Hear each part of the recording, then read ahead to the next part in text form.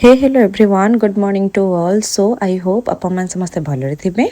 Happy Raja to all. So आज आम घर आसते इडली चकुली एंड पूरी ये सब आसला तो बाबू ये सब फिटेकी टिफिन करने रेडी बसी पड़े। सो तांकर सरला मुझे मेहंदी पकई देती जेहेतु आज थी रज। सो बाबू सहित टे बाहर को बुलिया जाइलु गेलु सहित रज रज सेलिब्रेशन पाई। सो सेठू मु फेरी आसला पर गोटे नुआ आइटम करी पुडिंग करी जोटा कि विदाउट एग वेज पुडिंग करी आपण मैंने समस्त देखिपे बिना एग्रे मु बनई। सो फास्ट एठी मु बाबू आंदे गोटे ब्रेड गोटे आंदे ब्रेड को एमती साइड साइड करके गोटे कटिंग गोटे कट देती हो सारापर सब जगह ब्रेड को एमती छोट छोट पीस करी जेहेतु यहाँ आम ग्राइंडिंग करवा। सो आपको आम छोट छोट पीस करने को पड़ो।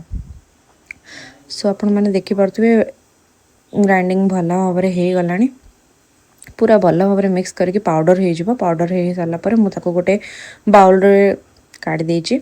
सो एठी ब्रेड तो कटिंग हो जाए तो एबे आमे कारमेलटा बनइबा। कारमेल बनवाई चीनी दरकार अच्छी। सो चीनी को मु भल भाव में मेल्ट कर देची। तापर कढ़ाई बसेबा जेहेतु चीनी सिराटा हो जाए कढ़ाई बसिकी प्रिपरेशन करवा। तो कस्टर्ड पाउडर को 3 स्पून कस्टर्ड पाउडर मुझे ए भितर क्षीर टिके से क्षीर पकईकी मिक्स करवा। मिक्स कर सारा पर क्षीर सीझी आसला आपको आम पकईबा।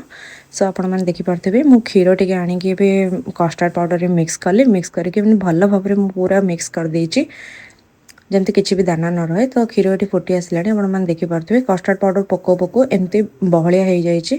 तो कस्टर्डटा प्रिपेयर भी होगला। तापर जो ब्रेड को आम ग्राइंडिंग करके रखी से ब्रेड को कम कम करके पकेबा ना गोलेला बेले असुविधा हे। तो मुझे हाफ हाफ करके पकेली।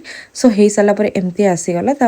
तापर जो चीनी जो आम कैरामेल बनई से ऊपर आम कस्टर्डटा पकई देची ब्रेड कस्टर्डटा आपण मैंने देखिपे भल भाव में आपको के नहीं कि आम स्टीम दबा। Steam minimum half an hour रधा घंटा रधा घंटा रही सारापर रेफ्रिजरेटर रखा। रेफ्रिजरेटर गोटे 2 आवर्स रखी सारापर जाकि पुडिंग बाहर आपण मैंने देखिपे सियोर जन